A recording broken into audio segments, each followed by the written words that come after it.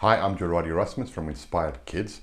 We're going to be making a series of videos looking at education, what parents can do to help their children, what students can do at home to learn. For this first video, I just want to talk about what is Inspired Kids. So a few things that we do that might be different from what other schools are doing is, for one, how we teach.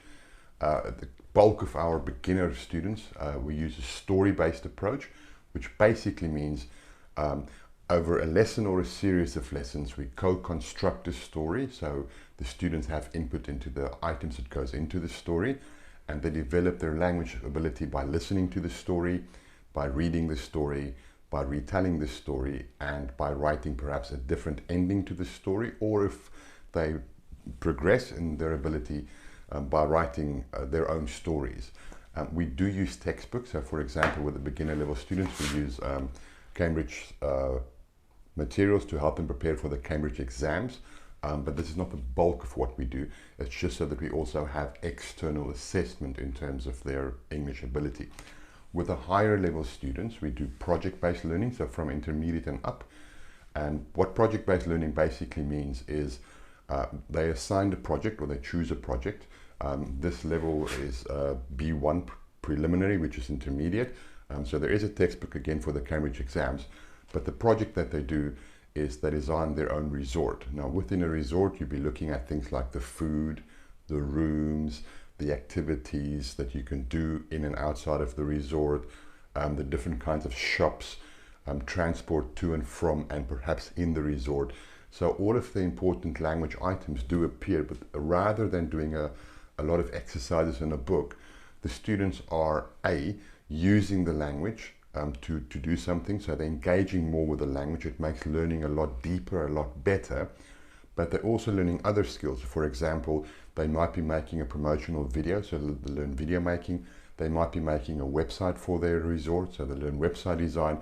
So the whole project teaches the student from a much wider perspective than just what would happen in a textbook. The second thing that we do that's perhaps different is what we teach. And the decisions we make in terms of the language items that go into a lesson. For example, if you're using a textbook and you're teaching toys, you might have yo-yo, kite, ball, doll, teddy bear, these 5 words. And if students then walk around in the class later in the lesson and they say, what's your favorite toy? And they have to answer, they're often limited to those 5 or 6 toys that they've learned.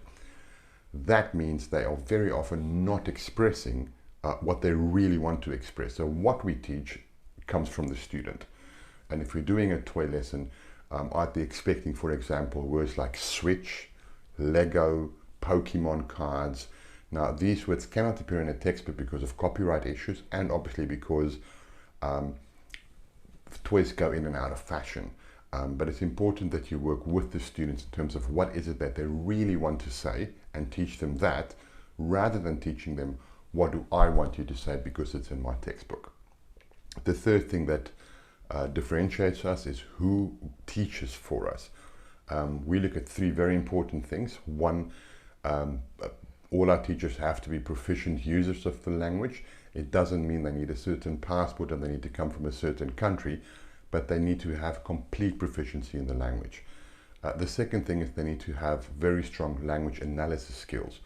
By language analysis skills, we mean not only analyzing grammar, but also making decisions in terms of what to teach, when to teach it, and how to teach it.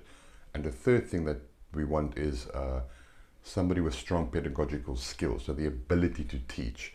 And to do that, we only employ teachers with an advanced teaching qualification. So all our teachers have not only a bachelor's degree, but also a teaching qualification that's globally recognized, and that requires observations from a trained assessor, and a course that is moderated by either Cambridge University, Cambridge Assessment, or Trinity College of London. And then the last thing is, for us, the student comes first. Now, what that means for us is safety goes first. That means not only their physical safety, but also their emotional safety. So students might have ADHD, they might be on the autism spectrum, they might be having a bad day, and a variety of other factors that could lead to perhaps emotional issues. And we keep all of these things in mind and make sure that the student is safe at all times. We make sure that our lessons are personalized, which is why we have the story-based approach and the project-based approach, so the students get to communicate what they really want to say.